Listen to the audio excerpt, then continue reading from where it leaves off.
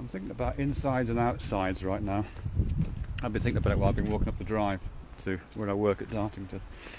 Interiority and exteriority, particularly in relation to thought and what mind is and does and how that works. And a set of ideas and phenomena which emerge out of that distinction between interior and exterior. I suppose what I'm thinking of is the extent to which we use interiority and exteriority as a metaphor. I assume it's part of that larger metaphor, a very extensive metaphor to do with containers, which there's a lot been written about. We talk in terms of containers quite a lot. Our whole system of categories that we have, which informs a lot of thinking and speaking, is based around the idea of containers. You know, we're constantly using words like in and out to mean all kinds of different things, and those meanings always stem from this understanding of what a container is, which gives us a sense of what inness means and gives it some kind of logical relationship to this opposite, to be out, to be exterior. But what I'm thinking of particularly in relation to that is to do with, well, as I say, to do with mind and thought, and the various different kinds of minding that goes on, the various different kinds of thinking that goes on. It seems to me that some ideas, well, pretty much all ideas actually, to do with mind and thought, have some kind of relationship to this notion of the interior and the exterior. Even if it's only as a point of departure in pursuit of something that doesn't divide the world in those kind of ways. I mean, certainly the goal of most contemplative practices and mystical practices is to dissolve that distinction. You know, those whole ideas to do with Advaita, or to do with enlightenment, or to do with non-duality, is at least partially conceptualized as a collapse of the interior-exterior distinction. So there is just the world. There's not you and relation to the world. There is not self and other. There is just the world. So that's again, I think that's an interior-exterior divide apart from anything else.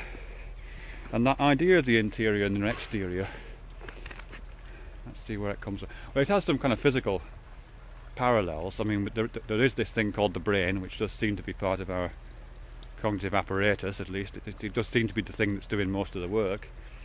And in crude terms, that is inside of this other thing called a head. And outside of that thing called a head, there is this thing we seem to be walking around in called the world, this other stuff. So in purely physical terms, to the extent that the brain, or any other organ of the body actually, to the extent that the brain and the organs are the seat of consciousness, mind, all those kind of things, then they're very easily conceptualized as interior. And I presume that's where a lot of the interiority, exteriority system emerges from.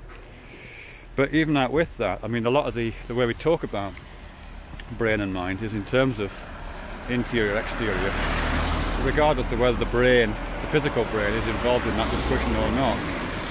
So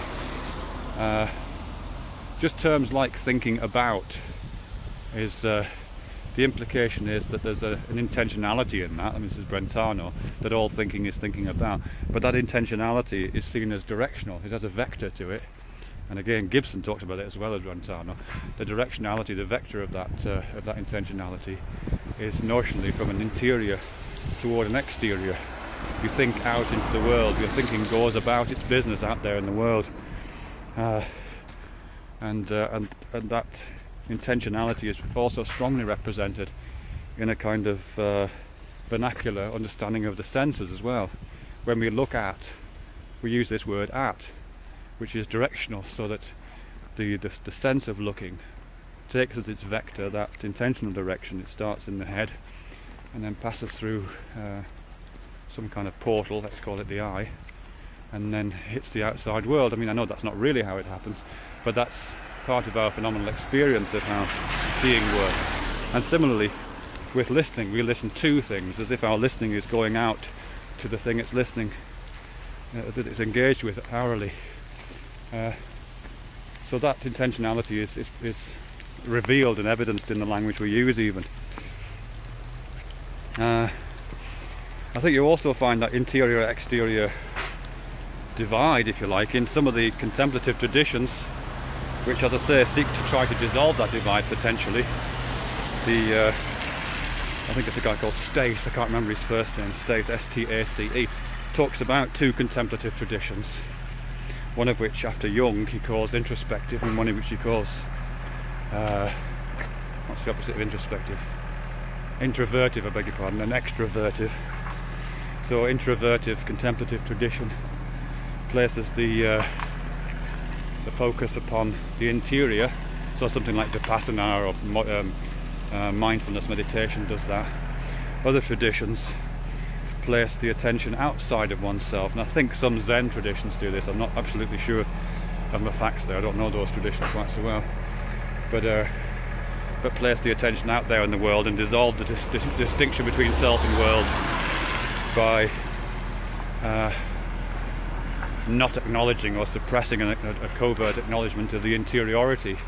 Actually, Douglas Harding's a bit like that. I have done some of this Douglas Harding stuff, and a lot of his work is about on having no head, which effectively means there is just the world, so you place the attention on just the world. So